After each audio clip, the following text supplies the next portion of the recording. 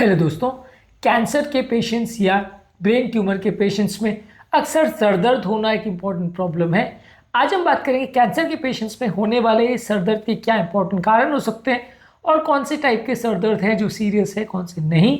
इनके मैनेजमेंट को हम एक अलग वीडियो में डिस्कस करेंगे, पर आज हम बेसिकली समझने का प्रयास करेंगे कि कितने अलग अलग कारणों से लोगों को सर दर्द हो सकता है यदि उनको कैंसर है तो। टॉपिक पर जाने से पहले जो लोग हमारे चैनल पर नए हैं उन्हें रिक्वेस्ट करूँगा कि चैनल को सब्सक्राइब करें, वीडियोस को लाइक करें, शेयर करें, फॉलो करें, कमेंट करें, पूरा देखें। टॉपिक इंपॉर्टेंट है इसलिए इसे अंत तक देखिएगा। चलिए शुरू करते हैं इंपॉर्टेंट वीडियो।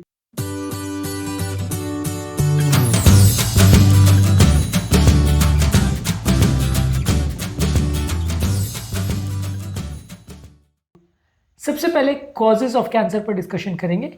अगर किसी व्यक्ति को ब्रेन का कोई भी ट्यूमर है तो वो ट्यूमर धीरे धीरे करके ब्रेन में उसका साइज बढ़ते जाता है, जिसकी वजह से ब्रेन के अलग अलग टिश्यू का कंप्रेशन होता है, ब्रेन का प्रेशर बढ़ता है, जिससे ब्रेन को पेन होता है, आदमी को सर दर्द होता है। इसके अलावा यदि कोई ऐसा ट्यूमर है जो ब्रेन में स्प्रेड कर रहा है, मेटास्टेसाइज कर रहा है, यानी उसके छोटे छोटे टुकड़े ब्रेन में जा रहे हैं, तो उसको मेटास्टैटिक कैंसर बोलते हैं। ये कैंसर भी ब्रेन में जाता है, ब्रेन में स्प्रेड करता है, ट्यूमर का साइज बढ़ता है, ब्रेन का इंट्राक्रैनियल प्रेशर बढ़ता है, जिसकी वजह से लोगों को सर दर्द होता है।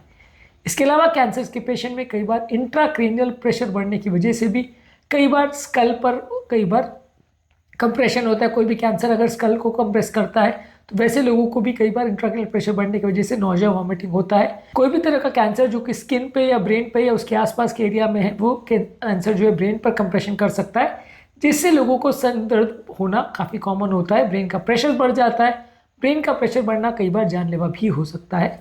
इसके अलावा कैंसर के पेशेंट में जो कीमोथेरेपी यानी कैंसर की कुछ दवाइयां दी जाती है, इसके साइड इफेक्ट से लोगों को सर दर्द होता है। इसके अलावा कैंसर के पेशेंट में जो रेडियोथेरेपी दी जाती है, खासकर अगर सर और गले के आसपास के रीजन में अगर रेडियोथेरेपी दी जाए तो उससे ब्रेन में सूजन या इन्फ्लेमेशन क्रिएट हो सकती है, ब्रेन का प्रेशर बढ़ सकता है, इससे भी लोगों को सर दर्द हो सकता है। कई बार लोगों को अलग अलग तरह की टारगेटेड कीमोथेरेपीज दी जाती है कैंसर सेल्स को मारने के लिए। ये भी इनके साइड इफेक्ट प्रोफाइल में सर दर्द एक इंपॉर्टेंट चीज़ है जो कई बार लोगों को होता है। कुछ लोगों को कुछ मेडिसिन के साइड इफेक्ट से, खासकर जो स्टेरॉइड्स है, कैंसर की मेडिसिन है, या कुछ उल्टी को कम करने वाली दवाइयाँ, इनके साइड इफेक्ट से लोगों को ट्रिगर होता है हेडेक। कुछ लोग को कोई इन्फेक्शन की वजह से हो सकता है। कैंसर के पेशेंट्स में ब्रेन के अलग अलग बैक्टीरियल और वायरस इन्फेक्शन होने का रिस्क बढ़ जाता है, मेनिंजाइटिस, एंसेफेलाइटिस होने का चांस बढ़ जाता है, जिससे लोगों को सर दर्द हो सकता है। कुछ कैंसर के पेशेंट्स में इलेक्ट्रोलाइट इम्बैलेंस की वजह से, पानी की कमी होने की वजह से और ब्लड की कमी होने की वजह से, ये सारे प्रॉब्लम कैंसर के पेशेंट में देखने को मिलते हैं, जिससे हेडेक हो सकता है।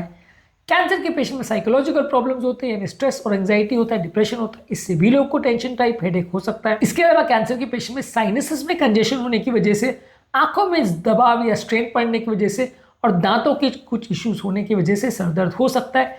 ज़्यादातर किसी को अगर गले में या सर में अगर कैंसर हो तो ये सिम्टम देखने को मिल सकते हैं, या गले और सर के आसपास अगर कोई रेडिएशन थेरेपी दी जाए तो लक्षण देखने को मिल सकते हैं। ज़्यादातर इन कैंसर्स के टिपिकल कैरेक्टरिस्टिक फीचर क्या है?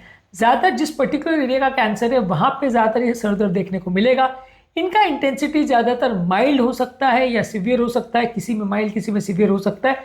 अलग अलग टाइम पे सेम व्यक्ति में भी अलग अलग इशूज़ हो सकते हैं। ज़्यादातर इस तरह के कैंसर के साथ नौजिया यानी उल्टी जैसा लगना, वॉमिटिंग यानी उल्टी होना, विजन में कुछ चेंज होना, धुंधलापन दिखाई देना, चक्कर आना, या ब्रेन से संबंधित कुछ न्यूरोलॉजिकल डेफिसिट्स देखने को मिल सकते हैं। तो ये इंपॉर्टेंट लक्षण हैं जो कैंसर से संबंधित या ब्रेन ट्यूमर से संबंधित सर दर्द में हो सकता है। इस तरह के पेशेंट को आप इवैल्यूएट कैसे करोगे?